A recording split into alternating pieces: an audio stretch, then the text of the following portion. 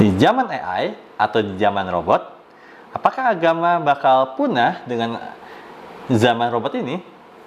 Yuk kita saksikan sama-sama. Kan kita itu bercahaya, kan?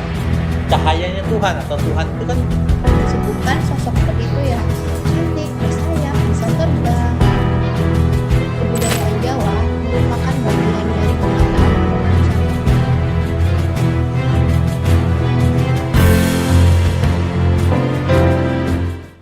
robot humanoid adalah robot yang memiliki bentuk persis kurang lebih kayak manusia. Dia memiliki tangan, kaki, kepala, otak, dan pikiran. Nah, saat ini humanoid robot berkembang sangat amat pesat. Hampir semua humanoid robot sekarang ini dilengkapi dengan artificial intelligence atau kecerdasan buatan. Yang artinya robot ini pintar dan bisa beradaptasi dengan lingkungannya. Artificial Intelligence atau AI adalah stimulasi dari kecerdasan yang dimiliki oleh manusia yang dimodelkan di dalam mesin dan program agar bisa berpikir seperti manusia. Pada tahun 2017, humanoid robot bernama Sophia yang dibuat oleh yang bernama Harsen Robotics. Sophia sendiri dirancang untuk mempelajari tentang manusia dan menunjukkan kepada manusia bahwa teknologi bisa membuat hidup semua orang lebih baik. Keunggulannya Sophia dibanding robot-robot yang lain adalah robot ini bisa melakukan percakapan dengan manusia pada umumnya. Hampir semuanya pertanyaan yang ditanyakan bisa dijawab oleh Sophia.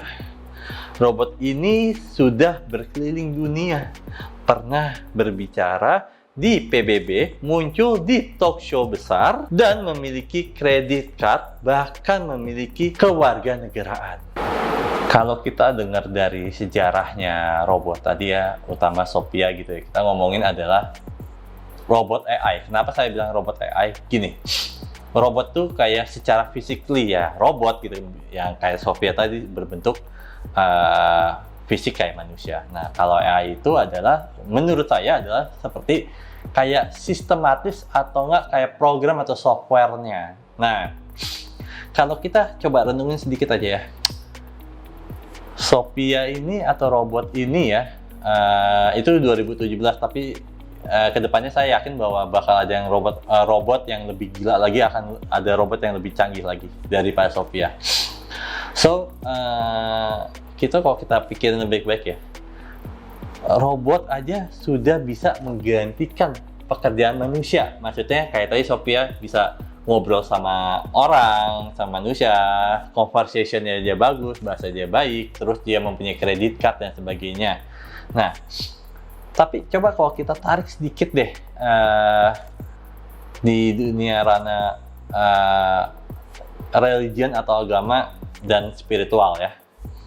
Nah, kalau robot bisa melakukan aktivitas yang manusia lakukan, contohnya gini, kalau kita, maaf banget nih ya teman-teman ya, kalau kita, sholat 5 waktu saja gitu ya, dengan kondisi ya secara gerakan doang ya, sorry to say, robot juga bisa. Jadi nggak ada bedanya kita sama robot kalau kita melakukan hal itu terus-terusan tanpa ada kesadaran. Yang kedua adalah kalau kita hanyalah fokus dengan membaca Quran atau membaca Bible dengan kondisi kita suaranya bagus, kita suaranya luar biasa, bahkan kita khatam, maaf banget teman-teman ya, robot juga bisa. Robot bahkan lebih bagus suaranya daripada kita baca Quran, bahkan seperti itu. Nah, sesaat lagi kita akan ngebaca satu surat ayat yang sebenarnya surat ayat ini bisa menjadi sebuah introspeksi buat diri kita. Sebenarnya selama ini kita kira-kira kayak robot atau enggak sih? Yuk kita lanjut ayatnya, oke? Nah, sebelum teman-teman komen di kolom komentar saya yang mungkin kata-kata kurang baik gitu ya. Nah, saya kasih tau dulu nih, apa yang saya omongin itu sebenarnya mempunyai data, either itu data di Quran ataupun data di Bible, yang dimana apapun yang saya omongin tadi sebelumnya bahwa bukan berarti jelek, bukan berarti nggak bagus, bukan berarti nggak boleh ya gitu ya. Bahwa saya bilang bahwa kalau kita baca Quran dengan suara bagus aja, dengan ngapalin aja, sorry to say, robot juga bisa. Nah, sebenarnya ada satu ayat ini yang bisa mewakilkan dari apa yang saya omongkan barusan. Oke, di surat 75 ayat 16. Yuk, kita dengerin bunyinya seperti apa. Oke? Janganlah engkau gerakkan lidahmu untuk membaca Al-Quran, karena hendak cepat-cepat menguasainya. Nah, di surat ayat tersebut ini kan dijelaskan bahwa sebenarnya bahwa janganlah kamu gerakan lidahmu untuk membaca Quran dengan kondisi cepat-cepat. Maksudnya adalah gini ya, membaca Quran cepat-cepat itu sebenarnya jangan salah, jangan berpikir bahwa ritmenya cepat, bukan itu maksudnya. Tetapi adalah misalkan dari surat Al-Baqarah deh, misalkan kita baca nih Arabnya gitu ya, atau enggak terjemahannya, atau enggak terjemahannya dan sebagainya. Tapi dengan kondisi habis baca ini ganti surat lain, misalnya dari Al-Baqarah, misalkan ya di Al-Baqarah pindah lagi mungkin di surat Anas, dari surat Anas mungkin dari surat apa dan sebagainya. Nah, itu maksudnya jangan seperti itu. Maksudnya di sini adalah ketika kita baca, kita coba renungin dulu nih. Ini maksudnya ayat ini apa ya? Maksudnya ayat ini ngomongin seperti apa nih? Benar-benar kita pikirkan pakai logika, maksudnya pakai akal gitu, maksudnya pakai akal. Jadi jangan baca Quran, baca Arabnya, selesai ngaji, selesai. Ditanya, misalnya gini, ditanya, tadi kamu baca surat Al-Baqarah, artinya apa sih? Surat baca Al-Baqarah itu ayat-ayatnya ngomongin apa sih? Habis itu kita jawab, nggak tahu ya, cuman saya baca doang. Nah, maksudnya seperti itu. Jadi janganlah membaca Al-Quran dengan kondisi kita hanya just baca dengan suara bagus, tetapi benar-benar kita mendalami apa artinya, terus juga mendapatkan experience. Nah, maksudnya mendapatkan experience apa sih? Mengalami. Nah, untuk maksudnya mengalami apa sih? Yuk kita lanjut ayat selanjutnya. Oke? Sebelum teman-teman membaca atau mendengarkan surat ayat selanjutnya, saya mau menjelaskan dulu nih ya. Soalnya tadi saya sempat lupa. Nah, maksudnya kalau kita sholat, robot juga bisa sholat, jadinya nothing. Maksudnya gini teman-teman ya. Maksudnya gini, ketika kita sholat tapi kita nggak merasakan rasanya. Rasa ini bukan sekedar bukan sekedar kayak jadi tenang, bukan sekedar menjadi lebih damai, lebih makan, bukan itu. Tapi rasa di sholat ini adalah rasa yang dimana kita dalam tanda petik gitu ya, kita bersama Tuhan. Kita berasa bahwa kita bukan lagi sedang diawasi sama Tuhan dari jauh, tetapi benar-benar kita sholat di sampingnya Tuhan gitu dalam tanda petik. Nah, ketika kita bisa merasakan hal itu, atau enggak kita habis sholat kita mendapatkan sebuah efek yang positif gitu ya, pencerahan-pencerahan atau mendapatkan ide-ide lebih kreatif, nah itulah sholat yang sesungguhnya. Jadi seperti itu ya. Jadi maksudnya, saya biar nggak teman-teman nggak salah paham, saya jelasin seperti itu. Yuk kita lanjut di surat 29 ayat 49. Yuk kita mulai. Ayo kita baca di surat 29 ayat 49 yang berbunyi seperti ini nih. Sebenarnya Al-Quran itu adalah ayat-ayat yang nyata di dalam dada orang-orang yang berilmu. Hanya orang-orang yang zalim yang mengingkari ayat-ayat kami. Oke, kita coba preteli dulu ayat ini. Sebenarnya ayat ini terdiri dari dua hal, mukamat dan muktasabiyat. Oke, ya. Sebenarnya yang pertama nih kita baca dulu ulang ya. Sebenarnya Al-Quran ini itu adalah ayat-ayat yang nyata di dalam dada. Oke, stop sampai situ. Nah, Al-Quran ini adalah ayat-ayat yang nyata. Nah, nyata ini maksudnya apa? Maksudnya kan, kok nyata sih? Maksudnya apa sih gitu? Jadi jangan pikir bahwa sebenarnya kita nggak ngomong Al-Quran aja ya sebenarnya, tapi ngomong Bible dan kitab-kitab yang lain itu sebenarnya ayat-ayat yang nyata. Maksudnya apa juga? Bisa dikatakan gini, ayat-ayat yang mungkin bisa dikatakan menjadi sebuah experience kita. Contohnya adalah mungkin nanti ya mungkin ditulis di bawah deskripsi ya gitu, satu surat yang berbunyi seperti ini nih ya, kurang lebih seperti ini.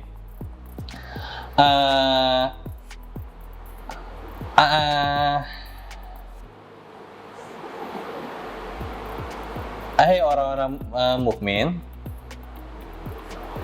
di antara istri-istrimu dan anak-anakmu ada yang menjadi musuh.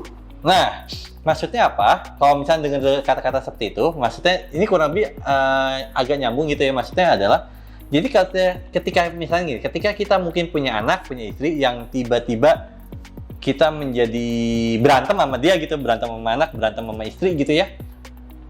Itu berarti kan ayat yang itu kita baca dan kita alamin gitu. Nah, maksudnya adalah mengalami di sini, di situ ditulis bahwa adalah ayat-ayat yang nyata, berarti ayat-ayat yang kita alami, kurang lebih seperti itu. Nah, nanti untuk ayat yang saya omongin tadi nih, nanti ada di deskripsi, nanti teman-teman bisa cari sendiri atau baca sendiri gitu ya.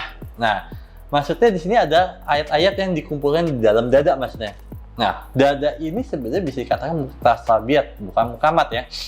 Kalau kita mengenal dada, kata-kata dada, pasti kita mengenal di sini. Oke, setuju. Ini kalau saya gebuk nih, mikrofonnya berisik nih, makanya saya nggak gebuk nih.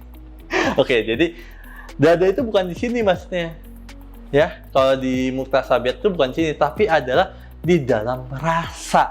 Jadi ketika kita membaca Al-Quran, membaca surat, ayat, yang kita baca, itu kita alami dan kita rasakan. Nah, itu disebut namanya experience. Nah, ini nih teman-teman nih, ini nih yang mas saya bahwa sebenarnya robot yang nggak bisa. Robot hanyalah diberikan experience, tapi kalau kita mendapatkan experience. Nah, kalau kita hanyalah ibaratnya bahasa kasar gini, ketika kita mungkin hanya disuapin terus, kita hanyalah kayak misalnya kalau kita nggak ngerti, habis sama bos kita dikasih tahu terus, tapi tanpa kita berpikir, tanpa kita mencari, tanpa kita benar-benar bereksplorasi, ya sorry to say, kayak robot aja. Berarti kita ya nggak beda jauh sama robot. Nah, tapi kalau biar nggak jadi kayak robot apa? Kita harus berkembang terus. Intinya seperti itu. Yuk kita lanjut lagi ke selanjutnya. Oke, manusia itu tidak sama dengan robot atau kecerdasan buatan. Nah, saya mau ngasih 2 pertanyaan sebenarnya nih ya. Ini sebuah pertanyaan yang mungkin bukan buat ke Anda aja atau teman-teman ataupun kalian gitu ya, tapi ini sebuah pertanyaan yang kita bersama coba renungin apakah benar apakah tidak gitu ya. Oke, sebelum kehadiran AI nih teman-teman, apakah manusia benar-benar maju atau menurun fungsinya? Jadi kita itu apakah benar-benar sebagai manusia apa makin ke sini, atau sebelum ada AI itu sebenarnya fungsi kita sebagai manusia itu menurun? Itu yang pertama. Yang kedua adalah di mana manusia harus lebih berfungsi di masa depan. Gimana nih menurut teman-teman, seperti apa nih jawabannya? Oke, jadi pertanyaan tadi pun sebenarnya itu menjadi sebuah PR buat kita semuanya, dan saya pun juga tidak akan mengasih jawaban karena saya pun juga tetap masih detik ini, bukan berarti saya nggak ngerti ya dengan pertanyaan itu, cuman tapi sampai detik ini saya pun masih belajar, masih mencari suatu hal yang lebih tinggi dan lebih tinggi dan lebih dalam. Oke. Melampaui keyakinan. Jadi gini, manusia itu sebenarnya itu kita itu, nah inilah kadang-kadang kita itu karena terlalu terbelenggu dengan belief kita, kepercayaan kita gitu ya. Kepercayaan di sini bisa dari agama, bisa dari pengetahuan, ilmu dan sebagainya. Jadi sehingga kita pun juga tidak bisa tidak bisa atau tidak mau untuk maju atau berkembang. Nah, sesaat lagi saya ngasih sebuah ayat-ayat yang mungkin menjadi gambaran atau tamparan buat kita, ataupun bisa menjadi pun motivasi buat diri kita sama-sama. Oke? Teman-teman baca buka Al-Qur'annya di surat 51 ayat 28 yang berbunyi seperti ini, teman-teman. Maka Ibrahim merasa ketakutan dari mereka karena tidak mau makan. Mereka berkata, "Janganlah engkau takut." Dan mereka memberi kabar gembira kepadanya dengan akan lahirnya seorang anak laki-laki berilmu. Nah, di sini itu sangat amat jelas gitu ya. Nabi Ibrahim atau Ibrahim ini pun sebenarnya kita itu mungkin bisa dikatakan buat teman-teman atau orang-orang yang mempunyai pekerjaannya, yang takut kehilangan pekerjaannya dengan mungkin kehadirannya robot AI ataupun AI-nya. Nah, di sini pun juga Ibrahim juga mengalami sama kayak kita juga mengalami sama kayak Ibrahim, bahwa Ibrahim itu juga takut dengan kehadiran sosok anak yang mungkin bisa dikatakan yang luar biasa cerdasnya dan sebagainya.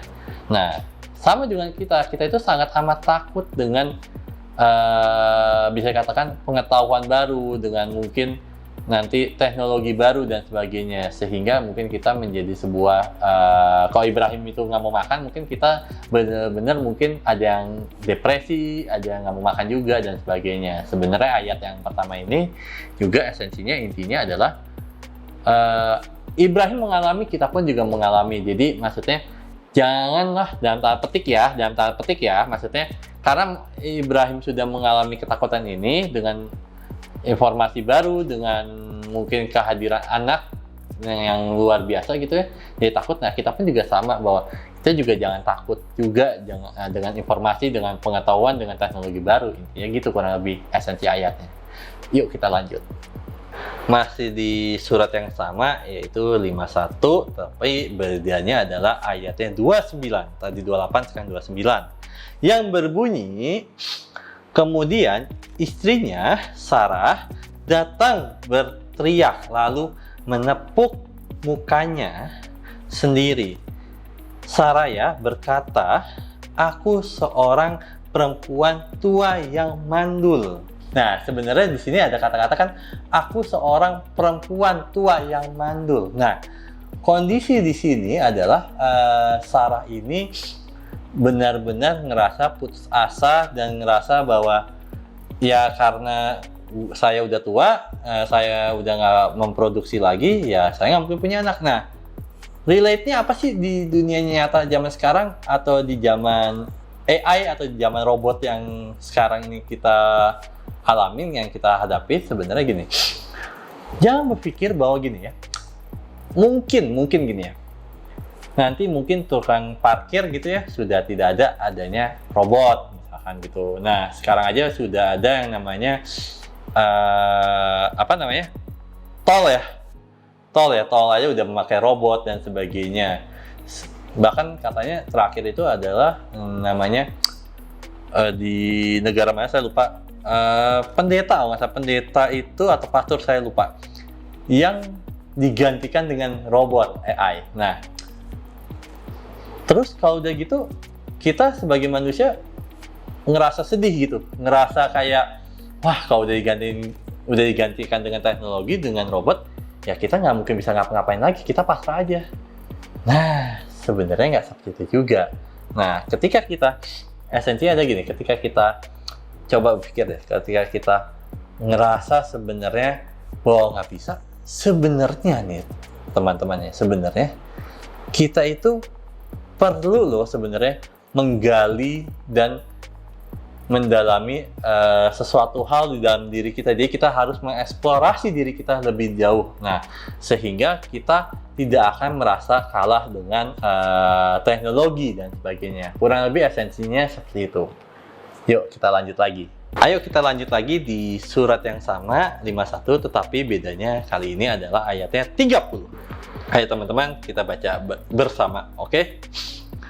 Mereka berkata, "Demikianlah Tuhanmu berfirman, sesungguhnya Dia maha bijaksana lagi maha mengetahui.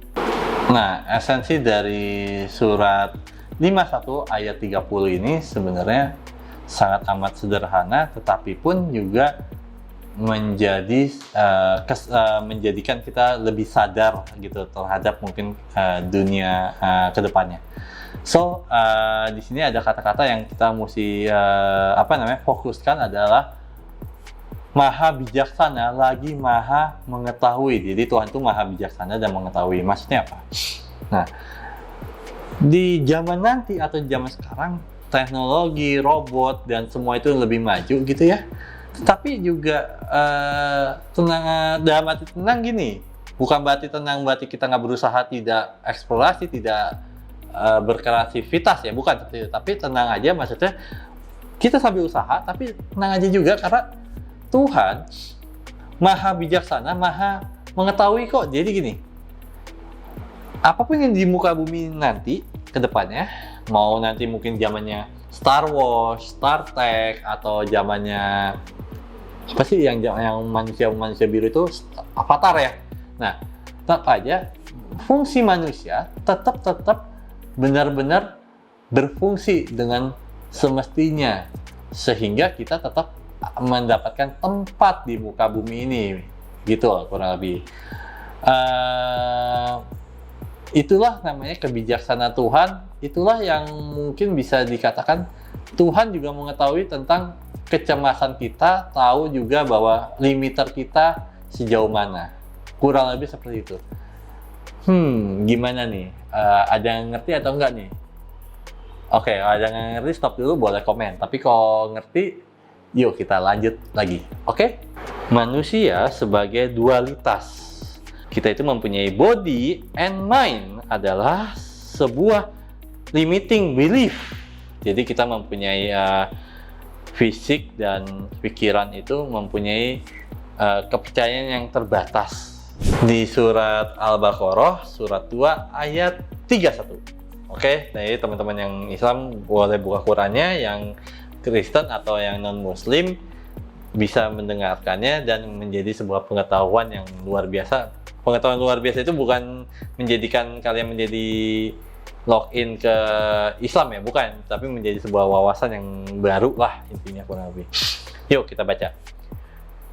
Dia mengerjakan kepada Adam nama-nama seluruhnya, kemudian memukakannya nama-nama itu kepada para malaikat, lalu berfirman, beritahulah kepadaku nama-nama benda itu jika kamu memang yang benar.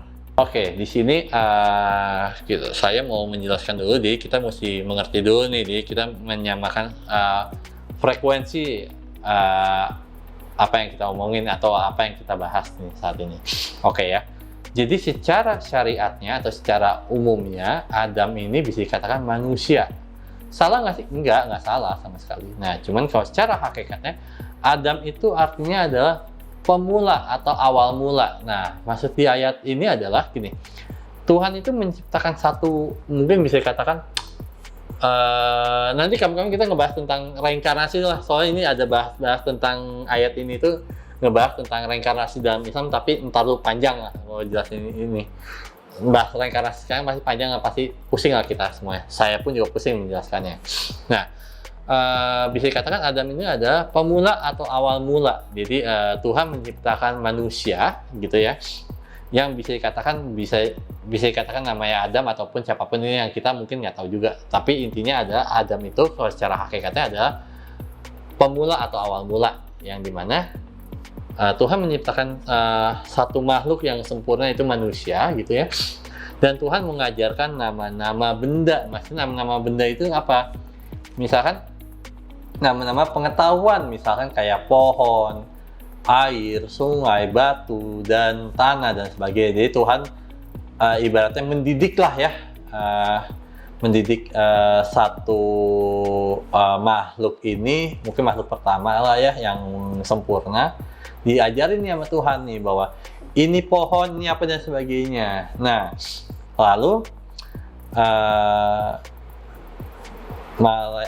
lalu si Adam ini menanyakan sama Tuhan lagi bahwa kalau yang ini apa, yang ini apa, yang ini apa. Nah, Tuhan juga menjelaskan kembali. Nah, maksudnya ayat ini sebenarnya bisa dikatakan bisa kita tarik ke kehidupan kita sehari-hari atau kondisi saat ini. Nah, kita ini lagi diajarkan ya sama Tuhan nih, bahwa ada pengetahuan teknologi, ada pengetahuan AI, ada pengetahuan macam-macam. Nah, sehingga kita menjadi sesuatu hal yang lebih baik dan lebih berkembang dan lebih kreatif. Maksudnya esensinya gitu. Bukan malah kita menjadi rasa ketakutan atau rasa malas atau rasa minder dengan kemajuan zaman. Kurang lebih esensinya seperti itu. Oke teman-teman, sebelum kita lanjut gitu ya ayat berikutnya, ini saya mau ngasih sebuah pertanyaan yang mungkin bisa menjadi bahan renungan kita agar kita lebih bersyukur, agar kita mungkin bisa lebih semangat untuk lebih maju gitu, jangan mau kalah sama robot gitu ya. Nah, pertanyaannya sederhana banget ya. Kira-kira apa sih yang robot nggak punya, kita valid mutlak kita punya, tapi benar-benar literally robot tidak punya? Oke, kalau dibilang rasa kemanusiaan, robot zaman sekarang, Sophia nih ya, 2017 itu aja mungkin sekarang sudah diberikan rasa kemanusiaan gitu, self-humans ya. Saya kurang lebih seperti itu loh. Nah, kalau dibilang apalagi coba? Kalau dibilang misalkan robot nggak punya jantung, kita punya, nggak juga. Robot jantungnya di mana? Energinya di mana? Di baterai, di listrik, di listrik misalnya gitu. Berarti robot sama kita juga sama. Nah, tapi apa sih yang benar-benar robot nggak punya? Bingung kan? Penasaran kan? Ayo kita baca ayat selanjutnya ini. Jadi kurang lebih teman-teman bisa ngerti apa yang robot nggak punya. Oke? Oke teman-teman, silakan teman-teman membuka Qurannya. Kita baca di surat 15 ayat 29 yang berbunyi seperti ini nih teman-teman nih ya. Maka apabila aku telah mensempurnakan kejadiannya dan aku telah meniupkan ruhku ke dalamnya, maka tunduklah kamu kepadanya dengan bersujud. Oke, nah teman-teman udah dengar surat yang ini, yaitu surat 15 ayat 29 ya, yang sebenarnya itu sebuah jawaban yang mungkin mutlak atau valid yang mungkin yang robot nggak punya. Yes, yaitu adalah ruh. Ruh itu bisa dikatakan adalah, kalau saya bilang, ada percikan cahayanya Tuhan. Atau enggak bisa dikatakan bahwa, kalau saya mengatakan gini, Tuhan mempunyai percikan cahaya gitu, atau Tuhan itu dalam tanda petik mungkin bisa, ini bahasa saya aja ya, kayak mengkloning dirinya. Cloning yang satunya ini nih, yang mungkin dalam tanda petik yang palsunya atau kage bunshin lah ya gitu ya, itu ditaruh di dalam manusia. Nah, ditaruh di dalam manusia disebut namanya ruh, kurang lebih seperti itu aja. Nah, jadi intinya adalah yang robot nggak punya adalah ruh, yaitu sumber cahaya atau sumber energi Tuhan yang di dalam diri manusia. Nah, robot itu tidak punya, dia hanya punya listrik, tapi dia nggak punya ruh, dalam tanda petik seperti itu. Ayo kita lanjut lagi ke ayat selanjutnya. Oke, kalau tadi kan kita udah ngebahas bahwa kita itu dikasih partikelnya Tuhan atau percikan cahayanya Tuhan, yaitu disebut ruh gitu ya. Nah, kali ini saya mau ngasih pertanyaan lagi nih, yang spesial lagi nih, yang udah pasti lagi nih, mutlak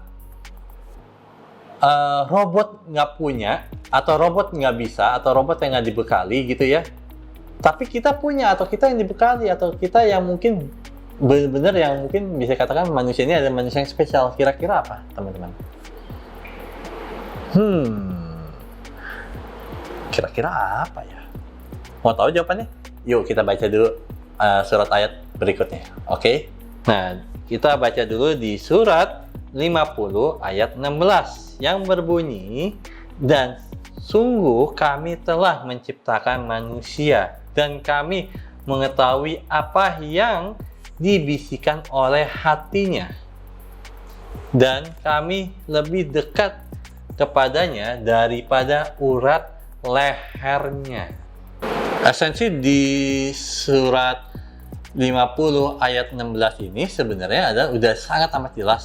Kami lebih dekat daripada urat lehermu gitu, atau urat leher kita gitu ya. Yang dimana maksudnya apa? Nah, kita ini, nah yang mungkin bisa dikatakan yang robot nggak bisa atau robot nggak punya adalah gini. Robot itu bukan wadahnya Tuhan, tapi kita adalah tubuh kita ini nih, manusia ini nih ya, mata dan sebagainya ini, fisik kita ini semuanya gitu ya. Ini sebenarnya kita itu ada wadahnya Tuhan gitu. Kalau mungkin teman-teman yang pernah nonton Boruto gitu ya, kayak mungkin Urashiki, Inshiki, dan gitu kan mereka mempunyai misi bahwa menaruh karma, dan untuk nantinya mereka mati, mereka bisa hidup di situ. Nah, begitu dengan manusia maksudnya. Nah, manusia itu wadahnya Tuhan. Nah, wadahnya Tuhan dalam bahasa Arab ada arsy. Arsy itu ada singgasana Tuhan. Nah, maka dari itu kita itu ada singgasana Tuhan nih di sini nih. Tuhan lebih dekat daripada urat leher kita. Itu maksudnya apa? Semakin dekatnya, semakin benar-benar ini ya. Ini kan jarak nih, sorry. Ini kamera kena nggak? Ini jarak nih. Lebih dekat lagi, masih ada jarak. Lebih dekat lagi, masih ada jarak. Lebih dekat lagi ada jarak. Nah, begini. Ini udah nggak ada jarak sama sekali ini. Ini bisa dikatakan nyatu nih, melebur jadi satu. Nah, maksudnya adalah yang robot nggak punya adalah, yang robot nggak bisa adalah dia bukan wadahnya Tuhan, tapi kita ada wadahnya Tuhan. So, maka dari itu, coba kita pikir baik-baik. Kita adalah makhluk yang spesial, makhluk yang luar biasa. Maka dari itu, kita pun juga nggak boleh kalah dengan robot. Kita pun juga harus bisa lebih berkembang dan lebih maju. Itulah yang mungkin bisa dikatakan benar-benar robot nggak punya, kita punya. Oke teman-teman, di sini saya mempunyai dua tabel yang menarik yang mungkin teman-teman bisa baca. Human being. Nah, manusia itu terdiri dari dua konsep sebenarnya di dalam dirinya, yaitu ada manusia body and mind dan manusia spirit atau soul. Nah, tapi kita ngebahas ada manusia fisika. Yang pertama adalah manusia yang fisika ini adalah salah satunya manusia yang scientific. Jadi sesuatu hal manusia ini selalu mencari dan berpatokan dengan data atau pengetahuan gitu ya. Yang kedua ada empirist, yang dimana empirist ini adalah sesuatu hal manusia yang selalu kita melakukan sesuatu dengan tolak ukur dan terukur. Jadi kalau misalkan contoh nih ya, kalau misalkan kalau ngelakuin ini tidak terukur nih cita-citanya nih, atau enggak ngelakuin ini kayaknya ukurannya sangat amat jauh sehingga mungkin tidak bisa sampai ataupun tidak bisa diraih lah, kurang lebih seperti itu. Nah, yang ketiga adalah manusia rasional, manusia yang dimana ya teman-teman tahu sendiri ya arti rasional seperti apa. Yang keempat adalah manusia analitis, yang dimana kita selalu menganalisis sesuatu hal atau menganalisis sesuatu. Nah, inilah sebenarnya manusia yang sangat luar biasa juga, karena kita mempunyai kemampuan yang luar biasa, yaitu menganalisis sesuatu. Ya, yang kelima adalah manusia materi dan mekanistik. Nah, manusia itu selalu sesuatu gini. Manusia itu adalah makhluk yang materi secara fisikal. Yang kedua adalah mekanistik. Nah, kita itu selalu berpikir seperti ini, teman-teman. Misalkan kita ngomongin kayak misalnya gini, robot ya, karena kita ngebahas lagi ngomong robot, misalnya gini. Mekanistiknya apa? Materinya seperti apa? Misalkan kita buatnya, misalkan kayak gini nih. Kita buat robot menyerupai manusia deh. Ada tangannya mesti jarinya mesti 5. Oke, bahannya apa nih kira-kira nih? Mungkin bahannya mesti pakai baja nih. Dan persendiannya mungkin mesti pakai karet karena biar elastis dan mungkin mudah bergerak. Nah, inilah sebenarnya manusia yang mungkin saya rasa bahwa setiap kita juga mempunyai hal seperti ini gitu ya. Dan kita selalu berpikir bagaimana cara, misalkan contohnya mekanistik itu adalah suatu hal yang kayak cara kerjanya robot ini seperti apa nih, terus gerakannya seperti apa nih, kira-kira pakai remote kah atau enggak pakai suara kah dan sebagainya. Kita berpikir sesuatu mekanistik. Sekarang kita membahas sesuatu hal yang kalau misalkan kita nih ya hanya memakai manusia yang body and mind atau manusia fisik aja, yang memakai fisik ya tanpa ada sesuatu hal yang lebih dalam atau sesuatu hal yang rasa yang lebih kuat gitu ya, ini yang akan bisa terjadi teman-teman. Oke, yang pertama ada desakralisasi alam, yang dimana kita kalau memakai physical aja, memakai logika, memakai pikiran aja, alam sudah tidak menjadi penting atau menjadi sesuatu hal yang sakral. Contohnya gini, sakral itu bukan berarti yang kayak tiba-tiba setan ada atau nggak tiba-tiba badar rauhi ada ya, desa KKN itu bukan kayak gitu ya maksudnya. Tapi sakral di sini ada sesuatu hal yang tidak sakral, itu ada sesuatu hal yang kayak contoh nih. Mungkin teman-teman sering banget dengar gitu ya, mungkin yang di daerah pun juga sering ngalamin gitu ya. Pohon ditebang, terus banyak mungkin orang-orang yang ngebakar sampah di di hutan dan sebagainya. Nah, itulah yang menjadi sebuah alam menjadi sesuatu hal yang tidak penting atau sesuatu hal yang tidak diperhitungkan. Nah, akibatnya mungkin bisa menjadi banjir ataupun menjadi tanah longsor dan sebagainya. Nah, padahal manusia itu sendiri yang melakukannya, manusia itu sendiri yang salah sebenarnya. Kedua adalah degradasi kemanusiaan. Nah, karena kita memakai fungsi manusia aja sebagai fisikal aja, nah sebenarnya kita pun juga perlahan-lahan sebenarnya juga kita menurunkan fungsi manusia. Contohnya adalah gini, fungsi manusia ini bukan berarti kayak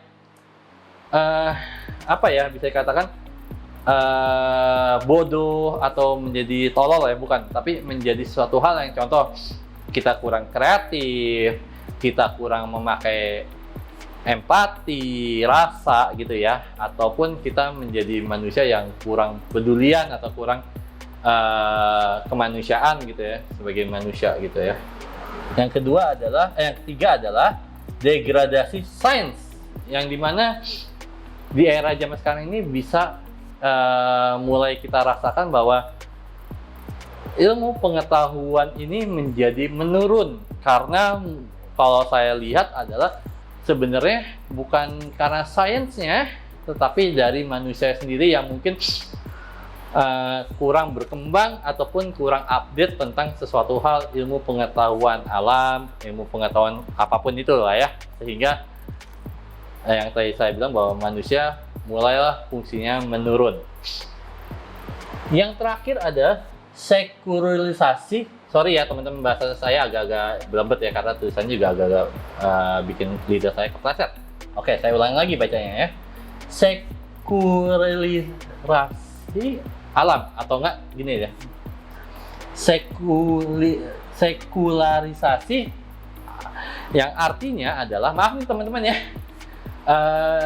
baca saya berlibat banget, memang ini sulit sekali, mungkin teman-teman juga baca mungkin ada beberapa yang sulit juga ya. Artinya adalah gini, agama dan sains itu sangat amat kita pisahkan atau sangat amat kita bedakan. Padahal agama dan sains itu sebenarnya seperti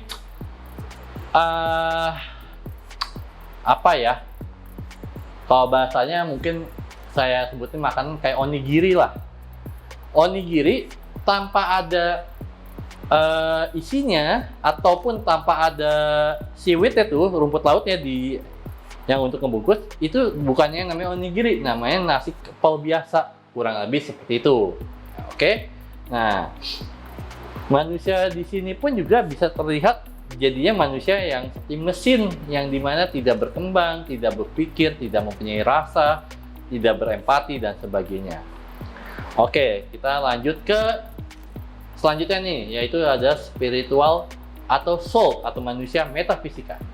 Nah, di sini ada kita ngebahas yang keduanya, yaitu ada manusia metafisika atau spirit atau soul, yang dimana pertama ada iluminatif, yang dimana kita mempunyai manusia yang mendapatkan pencerahan. Pencerahan contohnya adalah misalkan mendapatkan ide, mendapatkan solusi, mendapatkan sesuatu hal-hal yang mungkin yang bisa katakan yang hal yang kita duga, yang dimana iluminatif ini ya, itu adalah bisa kita dapatkan dari memang alam ilahi atau alam Tuhan, yang dimana mungkin alam Tuhan itu apa ya, adanya Tuhan, kita pun juga mendapatkan hal-hal seperti itu juga, ide dan sebagainya. Oke, yang kedua adalah intuitif, yang dimana kita mempunyai intuitif yang mungkin, nah inilah salah satunya yang robot mungkin tidak bisa lakukan ya, yang dimana dia tidak punya intuitif. Kita contoh bisa kayak merasakan kayak misalnya gini nih, misalkan kalau misalnya gini, ini nih kayaknya nih orang ini, misalnya kita ketemu orang nih ya, orang ini kayak jahat deh atau nggak baik deh. Bukan berarti kita suzon atau negatif thinking, enggak ya, tapi kita mempunyai rasa intuisi kita berjalan, yang dimana inilah mungkin bisa dikatakan manusia metafisika.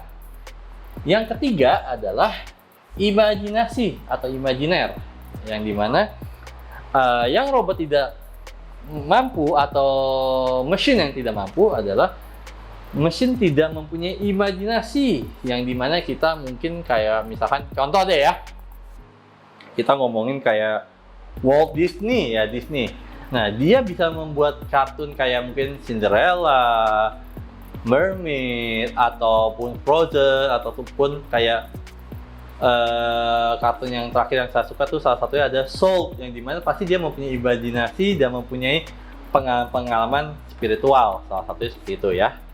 Nurani. Nah, ini sangat amat penting banget di manusia, yang menurut saya inilah manusia mulai sedikit turun fungsinya karena kita sedikit mulai menurunkan hati nurani kita atau nurani kita, yang dimana mungkin contoh kayak gini ya, lagi makan nih, gerobakan nih ya, misalkan tiba-tiba ada kucing datengin kita, habis itu kita tendang. Nah, hati nurani kita itu tidak bergerak, hati nurani kita itu tidak kayak membimbing kita bahwa jangan loh menendang kucing misalkan, jangan loh seperti ini gitu. Jadi benar-benar yang kita memakai hati nurani misalkan seperti itu.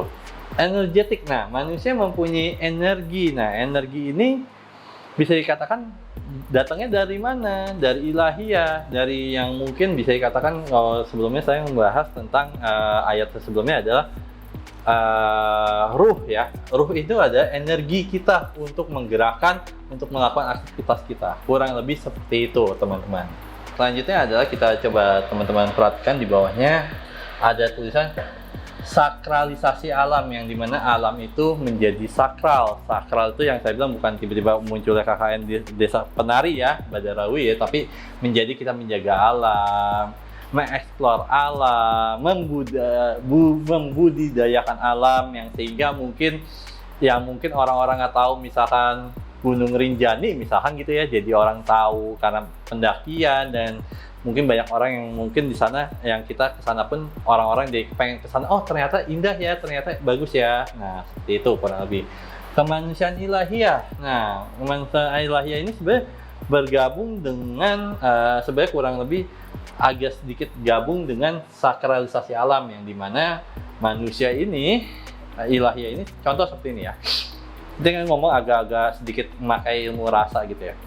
Mungkin teman-teman pernah dengar konten saya dengan Bapak Ahmad Khotib, yang dimana di situ kita membahas bahwa syahadat itu bukanlah diucap, tapi ada kita menyaksikan Tuhan. Nah, maksudnya seperti itu, adalah kemanusiaan ilahi adalah kita mempunyai sesuatu hal yang mungkin bisa dikatakan yang non fisikal, yang dimana kita punya ruh, kita punya sesuatu hal yang bisa kita bangkitkan lebih tinggi lagi, kesadaran ilahiyah, kesadaran spiritual kita lebih tinggi dan sebagainya, sehingga kita menjadi manusia yang luar biasa. Nah, yang terakhir ada Secret and Science Transcender, yang dimana kita pun juga tidak. Nah, Science and Transcender ini sebenarnya ada sesuatu hal yang mungkin bisa dikatakan kita udah tidak memisahkan nih ilmu pengetahuan atau sains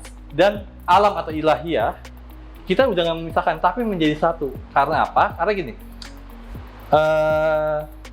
sains tanpa ada spiritual atau tanpa ada ilahiyah itu tidak akan menjadi sesuatu hal yang baik atau sesuatu hal yang bagus atau hal yang benar. Nah, tapi pun juga kalau spiritual ya, tanpa ada ilmu pengetahuan sains itu menjadi klinik dan menjadi sebuah apa ya, mungkin bahasa saya pemikiran yang dangkal, pemikiran yang mungkin apapun dijadikan ke goib nih, setan nih, bandarawi nih. Nah, itu tidak seperti itu. Nah, bahkan bahwa sebenarnya adalah benar-benar kita menyadari bahwa sains dan spiritual itu benar-benar menyatu. Makanya ada, mungkin teman-teman sering mendengar bahwa ada istilah adalah spiritual science. Nah, kurang lebih seperti itu. Nah, manusia, nah jadi teman-teman saya mau menjelaskan dulu nih bedanya creator dan co-creator. Oke. Creator adalah gini, yang di bawah ini ya. Creator adalah, kalau saya mengibaratkan, menganalogikan, adalah Tuhan. Tuhan mengcreator sesuatu, contohnya nih ya, mengcreator manusia, membuat manusia gitu, menciptakan gitu ya, terus menciptakan hewan, tumbuhan dan sebagainya, dia menjadi kreator. Nah, co-creator adalah, contohnya adalah kita sebagai manusia yang diciptakan mempunyai ide-ide, mempunyai inovasi, mempunyai sesuatu hal yang mungkin menjadi sesuatu hal, pengetahuan-pengetahuan yang baru buat umat manusia. Kurang lebih seperti itu gitu. Imajinasi juga bisa kurang lebih seperti itu. Oke, nah ini menarik banget ya, teman-teman boleh capture quotes-nya dari si Albert Einstein ini, yang dimana ini sangat menarik bahwa Albert Einstein ini pun mungkin bisa dikatakan dia kan nggak punya agama ya, dia antara ateis ya, saya lupa, ateis atau agnostik ya. Nah, yang dimana dia pun juga menyadari, nah dengan baik-baik nih ya, dia pun menyadari bahwa ada sesuatu hal yang lebih besar daripada mungkin dari apa yang dia ciptakan atau apa yang dia teliti, yaitu ada energi. Nah, kalau kita beragama bilangnya Tuhan ya, tapi kalau dia mungkin menyebutnya energi. Energi itu mungkin dia nyebutnya ada intuitif. Nah, intuitif itu adalah suatu hal yang diberikan hadiah terbesar dari Tuhan, yang mungkin yang diberikan kepada kita. Nah, kurang lebih bayangin aja Einstein ya, yang luar biasa pun aja, dia sebenarnya mungkin secara agama, secara Tuhannya pun juga dia nggak ada gitu ya, tapi secara dia menyadari bahwa ada suatu hal yang lebih besar daripada ilmu pengetahuan yang mungkin yang kita dapatkan gitu ya, entah itu science, entah itu apapun itu. Nah, yaitu ada intuitif gitu. Jadi intuitif itu ada suatu hal mungkin gift yang terbesar dari alam semesta ini lah, kata si Einstein bilang, kurang lebih seperti itu. Oke, teman-teman, sebenarnya manusia mempunyai proses memori yang luar biasa gitu ya. Mungkin teman-teman bisa lihat tabelnya gitu, mungkin teman-teman yang bisa bahasa Inggris ya lebih baik gitu ya. Nah, mungkin teman-teman yang belum bisa bahasa Inggris atau kurang bisa bahasa Inggris, di slide selanjutnya saya akan menjelaskan dengan pakai bahasa Indonesia. Oke? Yang pertama ada encoding, artinya ada membuat representasi mental atas informasi sehingga ditempatkan dalam ingatan. Nah, yang kedua ada storing, yang artinya ada menempatkan informasi yang dikodekan ke dalam memori yang relatif permanen untuk dipanggil kembali. Ketiga, retrieving, yang artinya mengingatkan informasi yang ditempatkan dalam penyimpanan jangka pendek dan jangka panjang. Nah, kan di sini kan tadi kan sempat ngebahas bahwa ada encode, jadi proses memori itu ada encoding, habis ada storing dan retrieving. Nah, dari ketiga ini pun juga sebenarnya diproses. Nah, diproses kemana? Ke big data. Nah, untuk nanti big data ntar dulu ya pelan-pelan ya. Nah, periode di mana fungsi memori pada manusia diproses ke big data. Setelah dipindahkan ke big data, apakah yang harus dilakukan sama kita? Setelah tiga memori tersebut itu pindah ke big data, nah selanjutnya adalah manusia diberi kesempatan menggunakan energinya untuk mengaktifkan proses kreatif mereka. Nah, teman-teman bisa lihat di sini nih creativity ya. Di sini ada ide, ada imagination, ada target, ada expiration dan macam-macam ya. Nah, ada di kiri, ada di kanan. Nah, kalau di kiri aja kita bisa dilihat di sini tulisannya adalah manusia mesin, yang dimana mungkin kita sebagai manusia yang berkali-kali saya omongnya adalah manusia yang terprogram saja gitu. Nah, tetapi kita juga jangan lupa nih, kita juga mesti melakukan namanya inovasi atau innovation. Nah, di innovation sendiri teman-teman bisa melihat ada banyak hal.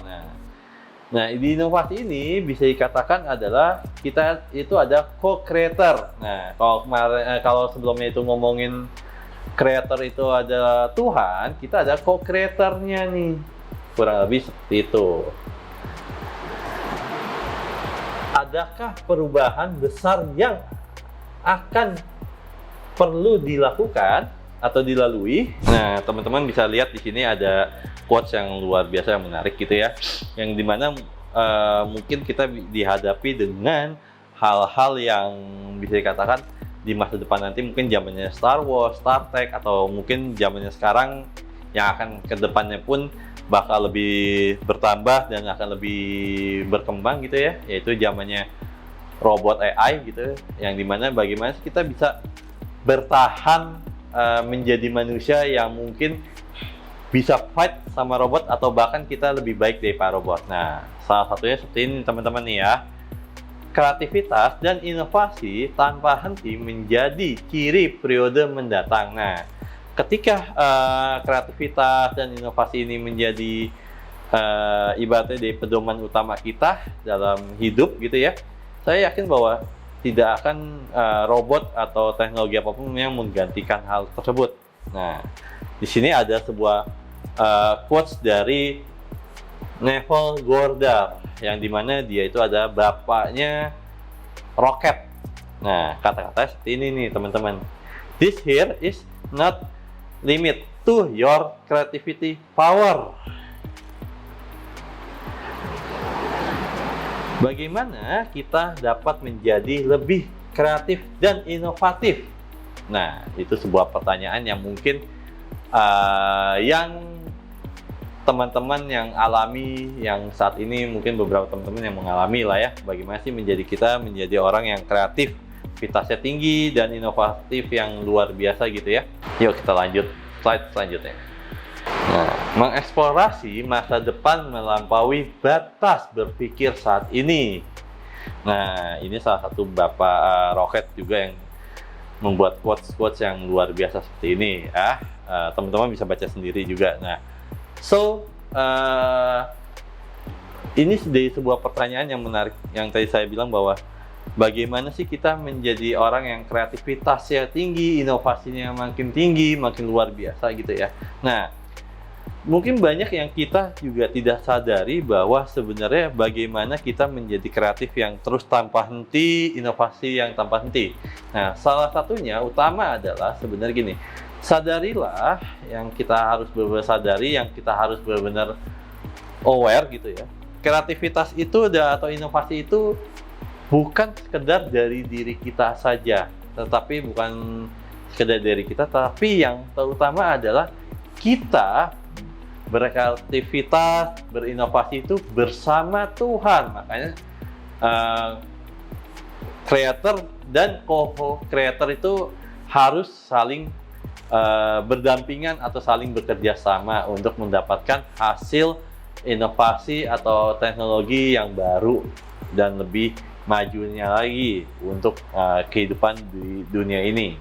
Nah, ini salah satu kunci yang paling penting juga ya, selain kita bekerja sama dengan Tuhan gitu ya, sama kreatornya, kita juga harus satu hal yang utama banget, salah satunya ya, adalah kita mesti kiamat dulu. Pasti teman-teman bingung ya di sini, maksudnya apa sih kiamat?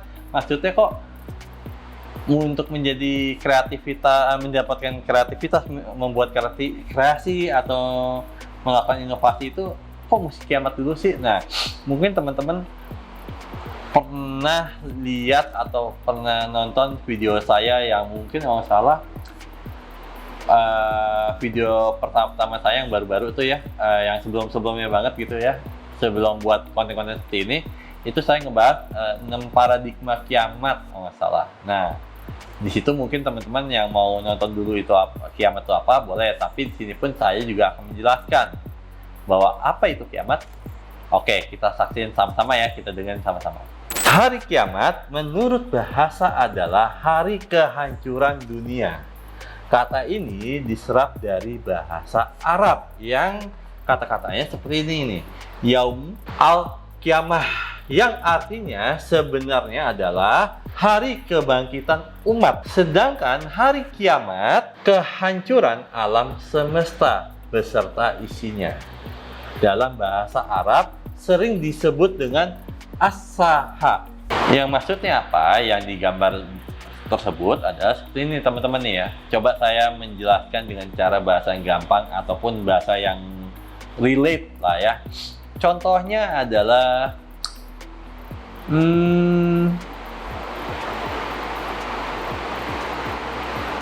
misalkan gini deh, robot ya, karena kita lagi bahas robot. Misalnya gini, nah adanya robot sebenarnya itu dibilang musuh tidak ya, tetapi sebenarnya sebagai pacuan untuk kita menjadi kiamat, menjadi lebih bangkit lagi, bahwa kita lebih menyadari, lebih mengeksplorasi dalam diri kita gitu ya, bahwa sebenarnya kita pun bisa lebih maju, kita bisa lebih bangkit gitu ya, yang dimana kita pun juga harus menyadari bahwa kita juga tidak boleh kalah dengan robot gitu. Dengan cara apa? Gini, sorry tuh saya ngomong gini, kalau kita masih berpikiran satu tambah satu sama dengan 2, maaf banget nih teman-teman ya, kita akan kalah sama robot. Tapi kalau misalkan kita menyebutnya kayak gini, ini sebuah analogi yang mungkin agak-agak stupid gitu ya buat saya sebenarnya, tapi ini menjadi sebuah gambaran yang mungkin teman-teman bisa nyerap ya. Misalkan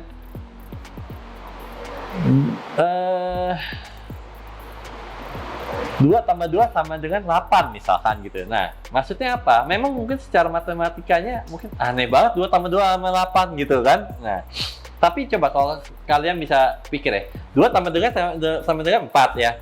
Tambah 2 lagi ya. Tambah lagi menjadi 8, maksudnya seperti itu. Nah, maksudnya mungkin analogi agak-agak gila gitu, agak-agak sedeng gitu ya. Cuman maksudnya adalah gini, kita cobalah, intinya ada gini, kita cobalah tidak terpaku dengan sesuatu sistem atau sesuatu hal yang mungkin yang kita lihat ataupun tolak ukur yang kita hadapi gitu, atau yang kita pandang gitu ya. Jadi kita harus benar-benar melampaui batas, benar-benar kita harus mendobrak mungkin akal pikiran kita menjadi sesuatu hal yang lebih maju lagi. Kurang lebih seperti itu teman-teman. Teman-teman, bisa dikatakan gini ya, kalau misalnya tadi kan saya udah ngomong ya dari tadi bahwa ada yang namanya big data. Nah, mungkin bagi teman-teman apa sih itu big data, seperti apa sih? Nah, mungkin bisa dikatakan Big data ini sebenarnya bisa dijelaskan atau udah dijelaskan di dalam salah satu kitab ya. Saya yakin di Katolik, di kitab manapun juga ada gitu. Tapi kita ngebahas dari yang paling gampang, ada kitab Al-Quran gitu ya, yang dimana di kitab Al-Quran ini dijelaskan apa itu big data. Mau tahu ayatnya apa dan surat dan ayatnya berapa? Yuk kita dengerin sama-sama. Mengakses spiritual big data, yang dimana di surat 57 ayat 22 sampai ayat 23 yang berbunyi kurang lebih seperti ini teman-teman ya. Tidak ada sesuatu kejadian pun terjadi di bumi dan tidak pula pada diri kamu, melainkan telah ada dalam kitab Laumul Mahfuz sebelum kami melaksanakannya. Sesungguhnya hal itu bagi Allah adalah perkara mudah, agar kamu tidak terlalu sedih atau sesuatu yang luput dari kamu, dan tidak perlu terlalu gembira atas sesuatu yang dikaruniainya kepada kamu. Allah tidak suka kepada setiap orang yang angkuh dan banyak membanggakan diri. Oke, nah yang Mahfuz ini bisa dikatakan kalau saya bilang adalah big data. Nah, big data itu apa sih? Misalkan contoh ada, misalkan kalian, ini bukan promosi ya, ini bukan promosi ya. Misalkan kalian, saya nggak tahu kalau Android apa, tapi kalau iPhone saya tahu. Nah, misalkan di iPhone itu kan suka ada yang nama iCloud. Nah, iCloud itu bisa dikatakan library atau big data yang mungkin kapanpun dan dimanapun kita bisa ambil big data tersebut. Nah, sedangkan yang Mahfuz itu adalah big datanya manusia, library-nya manusia, yang dimana bisa kita ambil, bisa kita aplikasikan dan sebagainya. Nah, mungkin bisa dikatakan juga yang Mahfuz itu adalah library-nya manusia gitu. Nah, tapi seperti apa sih library manusia, iCloud-nya manusia itu, atau yang Mahfuz itu seperti apa sih contohnya gitu ya? Contohnya adalah gagasan, ide, inovasi, kreativitas itu sebenarnya kita ngambilnya atau kita mendownloadnya dari yang Mahfuz itu atau dari si iCloud tersebut. iCloud-nya manusia ada yang Mahfuz ya, saya balik lagi, saya ulang-ulang. Nah, sehingga kita tiba-tiba kayak gini, bentar, tiba-tiba kita dapat kreativitas atau dapat inovasi atau dapat ide yang mungkin brilian banget, yang bagus banget. Nah, tapi kita juga harus menyadari bahwa sebenarnya kita juga tidak boleh sombong. Nah, esensi ayat di situ juga menjelaskan bahwa kita juga tidak boleh sombong. Kenapa? Sebenarnya yang Mahfuz itu bisa kita download, bukan semata-mata kita download aja sembarangan, enggak. Tapi karena kita, yang saya balik sebelumnya saya ngomong adalah kita melakukan kreativitas, inovasi itu bersama Tuhan. Makanya dibilang bahwa di surat sebelumnya ada mengatakan bahwa aku lebih dekat daripada ulat leher. Nah, maksudnya apa? Itu maksudnya kalau kita semakin dekat sama Tuhan, semakin menyertakan Tuhan ya. Utama ada menyertakan Tuhan dimanapun dan di kapanpun dan kondisi apapun. Ya sebenarnya kita sangat amat mudah untuk membuka atau mengambil big data tersebut. Kurang lebih seperti itu esensi. Sekarang saya gabungin sekalian esensi dan penjelasan dari apa itu yang Mahfuz, kurang lebih seperti itu. Nah, bagaimana caranya lagi untuk mengakses spiritual big data selain kita mensertakan diri kita sama Tuhan, meng-create sesuatu, tetapi juga ada beberapa cara. Nah, cara tersebut juga diajarkan di Quran. Nah, kita baca dulu nih teman-teman ya, di surat 51 ayat 20 yang berbunyi, dan di bumi ada tanda-tanda kekuasaan Allah bagi orang-orang yang yakin. Selanjutnya adalah di surat yang sama 51 ayat 21. dan juga pada diri kamu sendiri, maka apakah kamu tidak memperhatikan? Nah, esensi di surat 51 ayat 20 yaitu adalah, dan di bumi ada tanda-tanda kekuasaan Allah bagi orang-orang yang yakin. Nah, maksudnya adalah seperti ini nih, sederhana banget, yang dimana ketika kita yakin bahwa sebenarnya ada sesuatu hal yang lebih besar daripada apa yang kita temukan, atau apa yang kita yakini, atau apapun yang kita create atau inovasi. Nah, di situ sebenarnya ada tanda-tanda kebesaran Allah atau kebesaran Tuhan, yang dimana tanda-tandanya apa? Contohnya, ketika kita dapat ide, ketika kita dapat inovasi, kreativitas kita makin tinggi dan sebagainya, itu sebenarnya tanda-tanda kebesaran Tuhan yang ada di dalam diri kita, atau ada pun yang bisa dikatakan seperti ini nih, Tuhan bekerja sama, dalam tanda petik ya, Tuhan bekerja sama bersama kita, kurang lebih seperti itu. Nah, yang kedua adalah yang 51 ayat 21 sebenarnya adalah sederhana. Nih, saya baca ulang ya. Dan juga pada diri kamu sendiri, maka apakah kamu tidak memperhatikannya? Nah, kita itu juga diingatkan lagi sama Tuhan melalui Al-Quran bahwa sebenarnya nggak usah susah-susah mencari ide dan sebagainya, tapi kita pun juga sebenarnya kita mempunyai, yaitu yang saya bilang tadi, bahwa iCloud. Nah, iCloud itu perlu diproses, perlu diinstal, perlu diambil untuk menjadi sebuah data-data yang mungkin kita perlukan untuk menjadikan kita menjadi kreativitas yang luar biasa. Kurang lebih seperti itu. Nah, tapi sayangnya kita suka kurang memperhatikan. Coba kalau kita memperhatikan hal tersebut, saya yakin bahwa kita menjadi manusia super, bukan super dede atau superman ya, tapi menjadi super kreatif, jadi super unlimited. Kurang lebih seperti itu. Oke, nah ada surat ayat lagi nih yang terusannya dari 51 ayat 21, tapi kali ini ada ayat surat 51 ayat 22 yang berbunyi seperti ini nih. Dan di langit ada sebab-sebab rezeki kamu dan apa-apa yang dijanjikan kepadamu. Yang selanjutnya adalah di surat 51 ayat 23. Nah, maka demi Tuhan langit dan bumi sesungguhnya yang dijanjikan itu adalah benar seperti perkataan yang kamu ucapkan.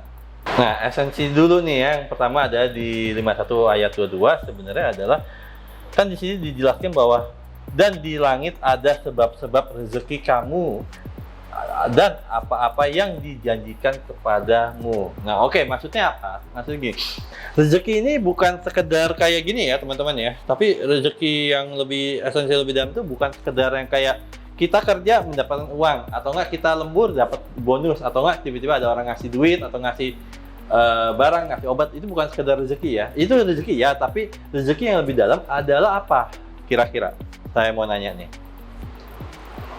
Kalau dibilang kesehatan, oke, bisa juga. Tapi rezeki yang lebih dalam adalah kreativitas dan inovasi kita. Nah, ketika kita mendapatkan kreativitas dan inovasi gitu ya, itu sebuah rezeki yang luar biasa yang dari Tuhan, dan itu pun adanya pun di dalam diri kita. Ketika kita mengakses big data dan kita menyadarinya dan kita bisa bersyukur gitu, berterima kasih, itu jadi sebuah rezeki yang mungkin rezeki yang amat sangat tinggi atau amat sangat besar, kurang lebih seperti itu. Oke, selanjutnya adalah esensi dari ayat 51 ayat 23 yang saya ulangi lagi nih ya. Maka demi Tuhan langit dan bumi sesungguhnya yang dijanjikan itu adalah benar-benar perkataan yang kamu ucapkan. Maksudnya apa? Di sini bisa dikatakan apa ya?